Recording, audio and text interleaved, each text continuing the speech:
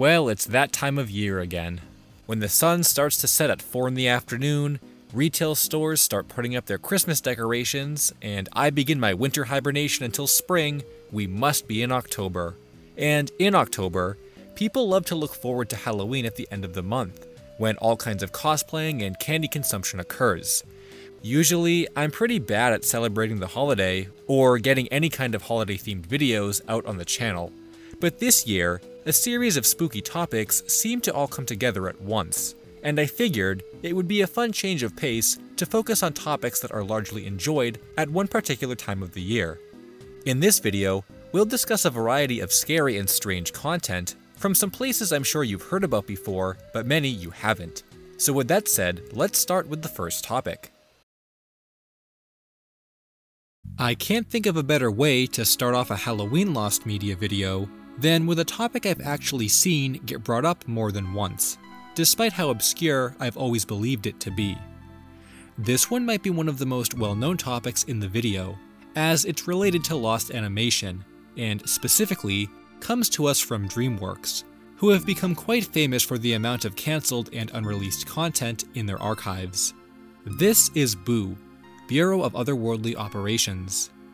This was a CGI action comedy movie that followed two ghosts who join an elite counter-haunting unit and face off against the planet's greatest haunter. The film was planned to release in 2015 before getting pulled from release schedules, but the roots of the project date back many years, and do leave a trail of evidence that we can learn about. First announced in mid-2009, DreamWorks revealed they were developing a new super-secret ghost project with a working title of Boo-You. This early version of the film was much different, with the plot involving a ghost who was bad at his job and must return to ghost school for training. Originally, it was scheduled to release in late 2012, with work reportedly having begun immediately, but updates about the project would remain silent for the next couple years. It wouldn't be until September 2012 when DreamWorks would officially announce the voice cast, including Seth Rogen as the lead character. But this was only a few months before the film was supposed to release.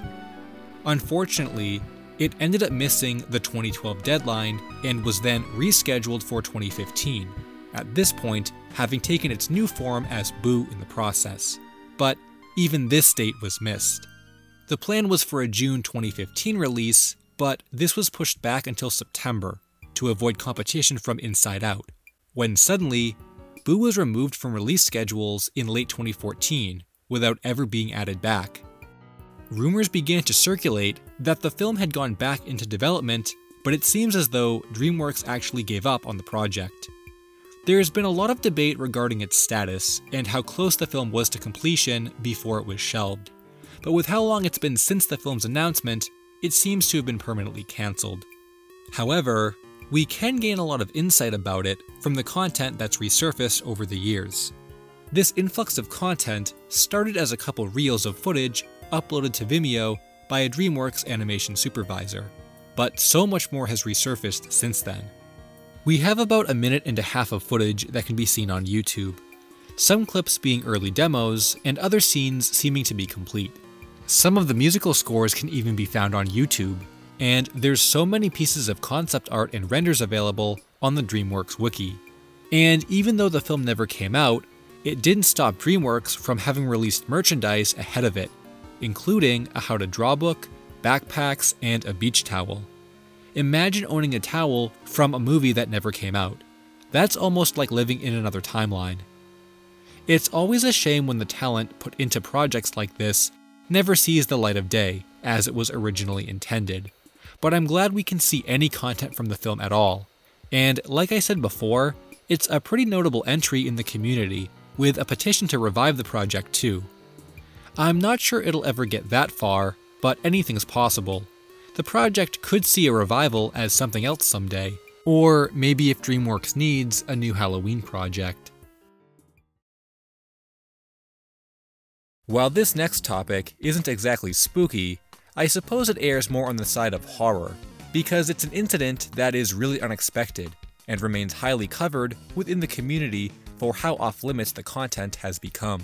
It's kind of interesting that for the amount of popular content that came from channels like Discovery and History over the years, I don't really see it get brought up or mentioned at all, lost media or not.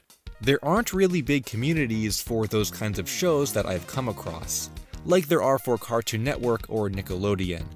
But I certainly remember watching stuff like Pawn Stars and Mythbusters a lot growing up. They were really enjoyable when you weren't in the mood for cartoons.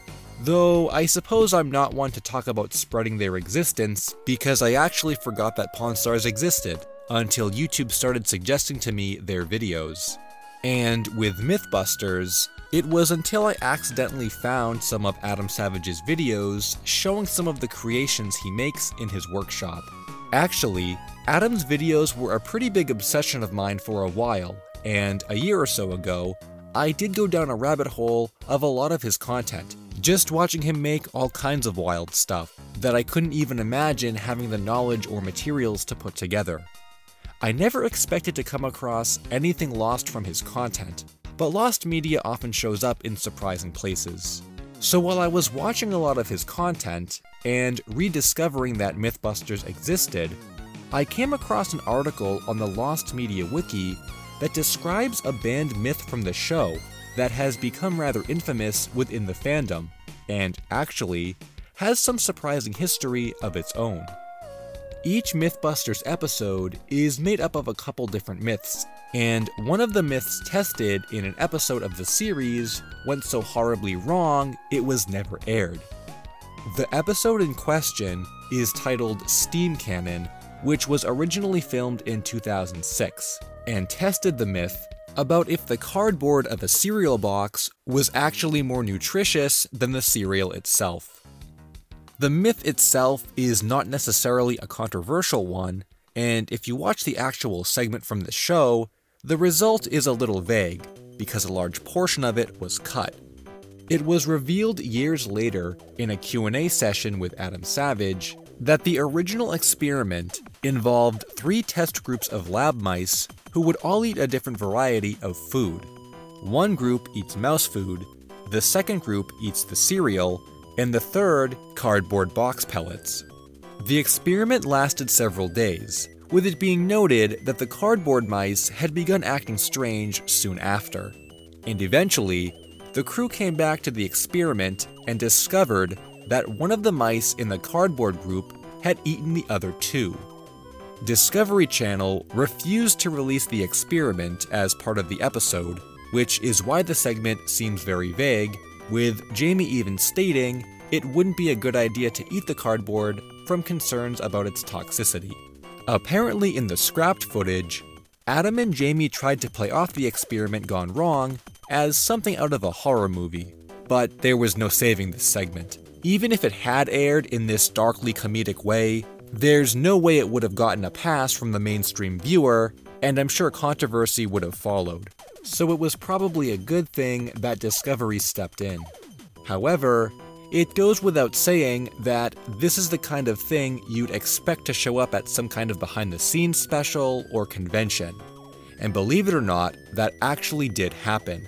Before the decision was made to pull the footage, Adam made a rough cut of the content and stated in his Q&A that it was shown to a Michigan university. Apparently, Discovery found out about this showing and called him up, asking never to show it again, though the details surrounding this are not documented.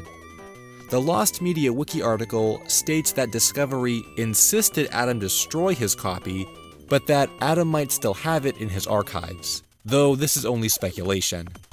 Knowing Adam, I'm sure he still has it, but in the Q&A, he did seem to confirm that it's never going to see the light of day. So we probably won't have to worry about another leak, though this might not have been the only time it was shown to the public.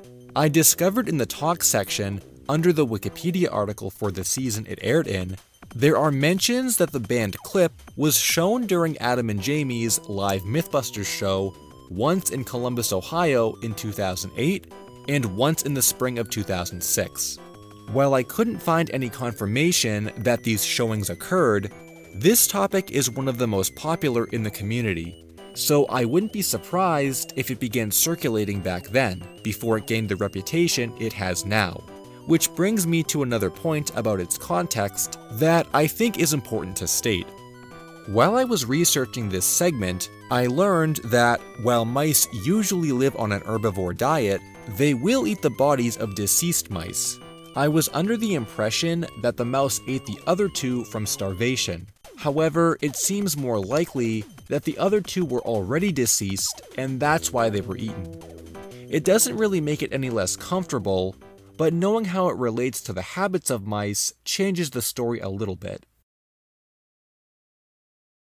You guys know how I like to include found media in these videos when I can, and honestly, I can't think of any other time of the year when I could possibly talk about this, so I'm gonna do it now. You also can't really say it's the Halloween season until you see these cereals in the stores, at least for me. Yep, it's everyone's seasonal nostalgic favorite, Monster cereal. Now, I'm not trying to be an OG Monster cereal fan here, but man, do I remember having these back in the day. They were such a treat and something I didn't get very often. In fact, I had them so rarely that after a while, my family stopped buying them and I completely forgot they existed for years, until I saw a box of Boo Berry in Target not too long ago and the memories came back. Boo Berry was always my favorite, and actually, this nostalgic memory reminded me of something else I had seen on the Lost Media Wiki in passing before, which is what we're going to talk about now.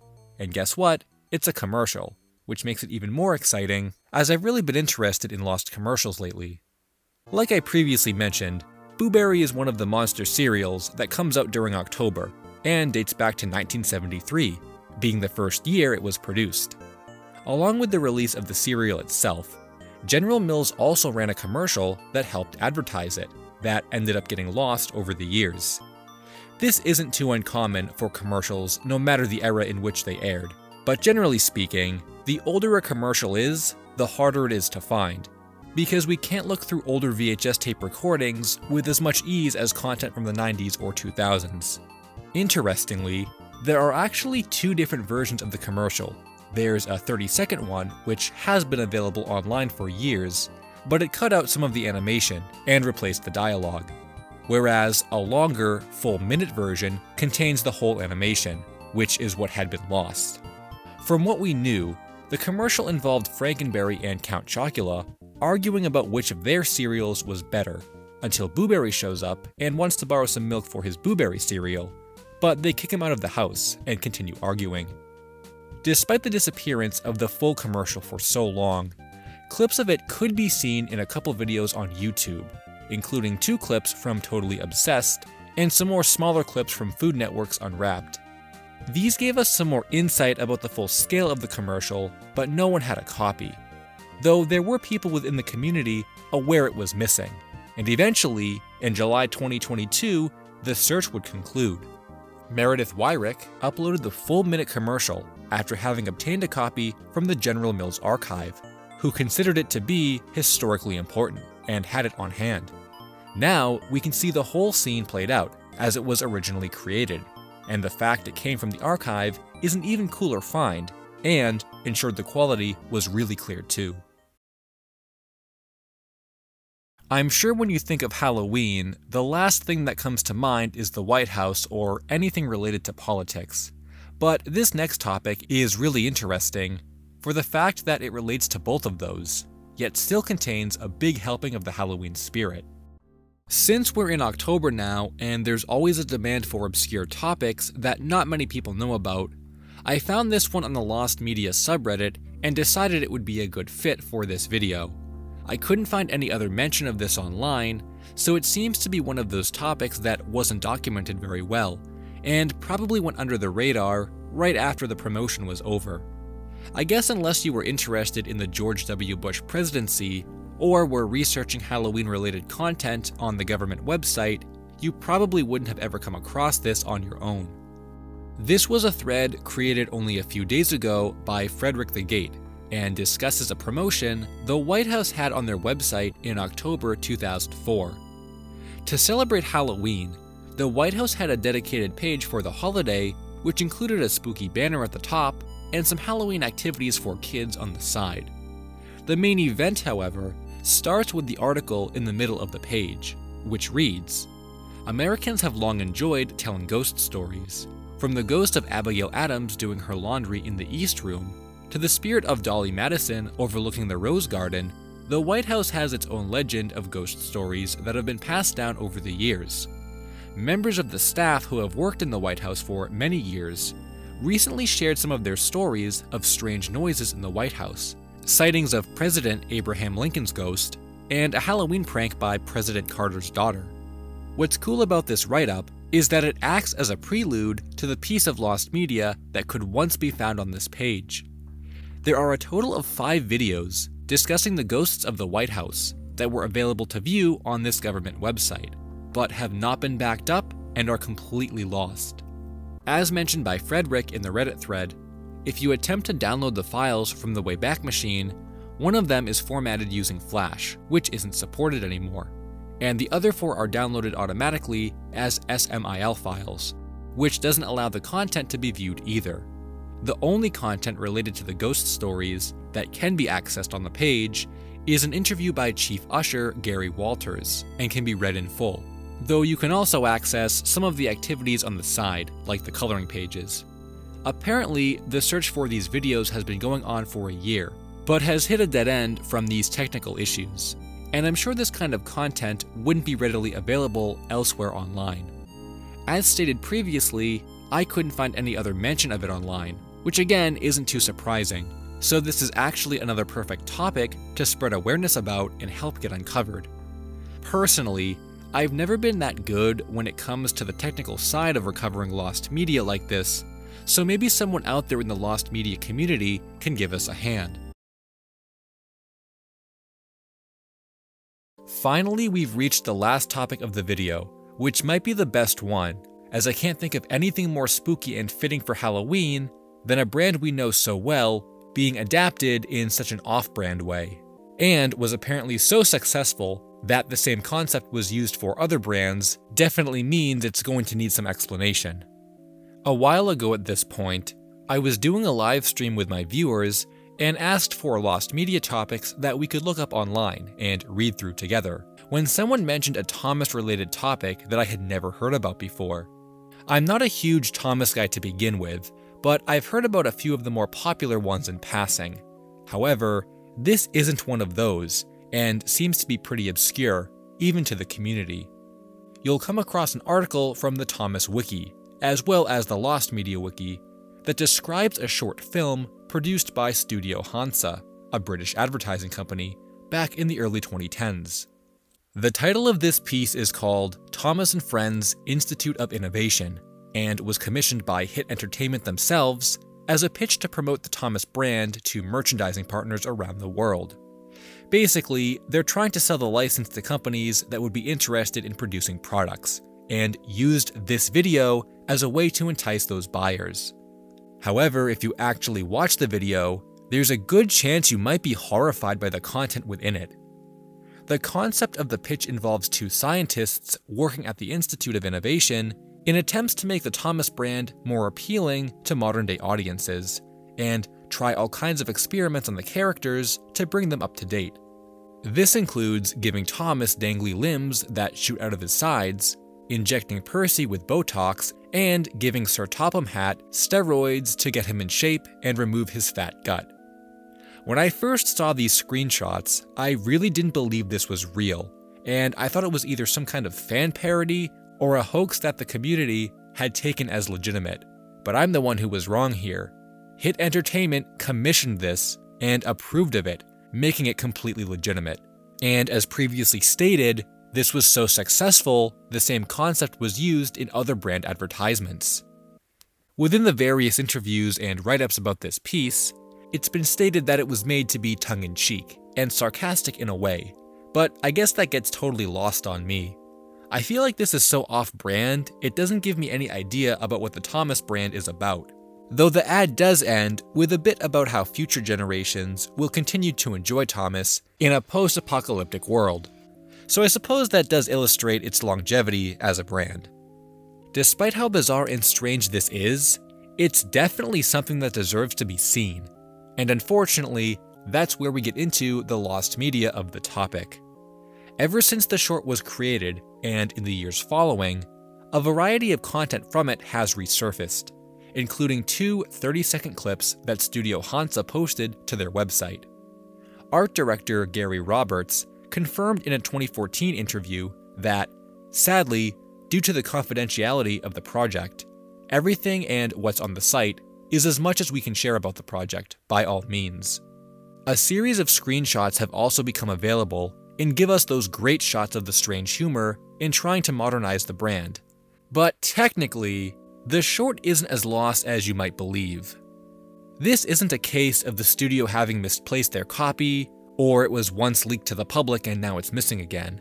It's actually available for viewing at any time, but only if you're a company interested in the Thomas brand. Despite all the content that's already been put online, Studio Hansa won't show it to anyone not within the industry, which means unless it leaks, we'll likely never see the whole thing. Though this was 8 years ago that the project was created, so I would be interested in hearing from them on what the status of the short is. Maybe they just haven't updated their site, and no one outside of the industry has asked them since then. Still, it's a perfect fit for Halloween and a great piece of lost media that really embodies the rarity and strangeness that missing content can have for the community. Hey guys, I hope you enjoyed the video. Be sure to check out some of my other lost media videos. Thanks for watching, and until next time, Finn.